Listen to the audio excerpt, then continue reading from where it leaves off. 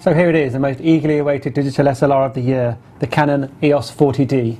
Let's see what it can do.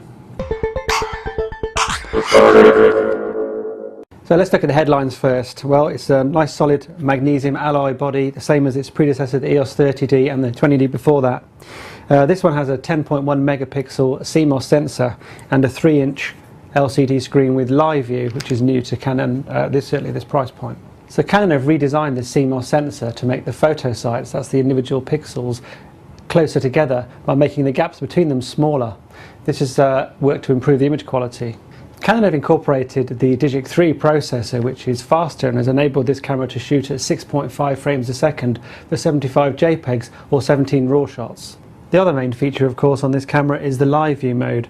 Now, to access that, you have to press the menu, select the live view function, select enable. And once you've done that, you can then switch to live view at any time by pressing the set button in the middle of the dial on the back. So let's do that. And there it is, you've got the live view mode. Now the mode camera focuses in, will focus automatically, but it's best to use it in manual focus mode on this camera. There's a square in the center, rectangle in the center to focus by. If you press this button at the top, you can zoom in and focus a bit more detail. So let's just do that and focus manually. There you go.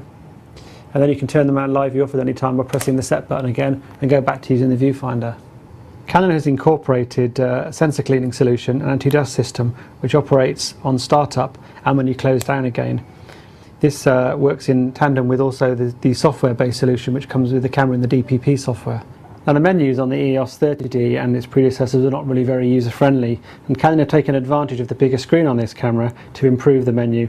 And here they've got a much better system now with a series of icons for shooting, playback, setup, and there's also a custom menu as well. Now you can toggle between the various menus using the multi-controller here, which is like a little joystick.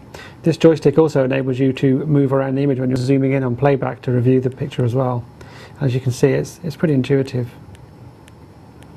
Now the 40D retains this quick control dial on the back, which lets you scroll quite easily through your playback images, and it also doubles as a control for changing the shutter speed or aperture depending how you set the camera up when you're shooting. The handling of the camera is generally pretty good. It feels nice in the hand. There's your mode dial on the left hand side, which as well as the PASM modes, there's some scene modes, and also 3 different custom settings for any sort of settings you want to put into the dial for a quick reference to. On the top on the right hand side here, you've got individual buttons for white balance, AF drive, ISO mode and flash exposure compensation. These aren't that well placed, I think. They're too far back for you to reach it with your shooting finger without taking your hand off, but you have to basically press and turn a dial to operate them. So the image quality, well, pictures as you'd expect from a camera of this sort of quality is pretty good. It uses a CMOS sensor, which intrinsically generally tends to produce quite low noise images.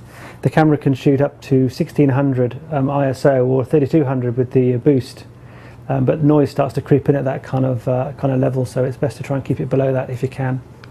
The colour and contrast are generally pretty good. There is a Canon trait for slightly lower contrast images, which is probably an attempt to keep control of the highlight detail.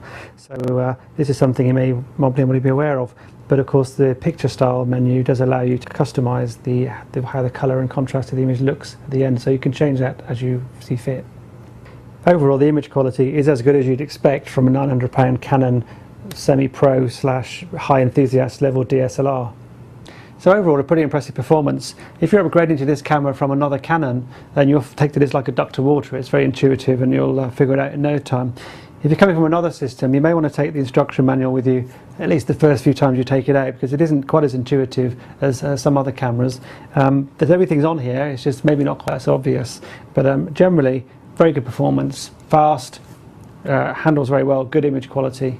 So what about the value for money? Well, the camera's recommended price is £900, but it's already selling for less than £800, which sort of puts it in a price band of its own really. It's more expensive than the D80, but it's probably about £400 or £500 cheaper than the Nikon D300 when it comes out.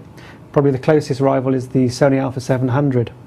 For the money really, it's a hell of a lot of camera for less than £800 really, and you certainly can't complain about it. Overall, we give the Canon EOS 40D a score of 90% and the prestigious What Digital Camera Gold Award.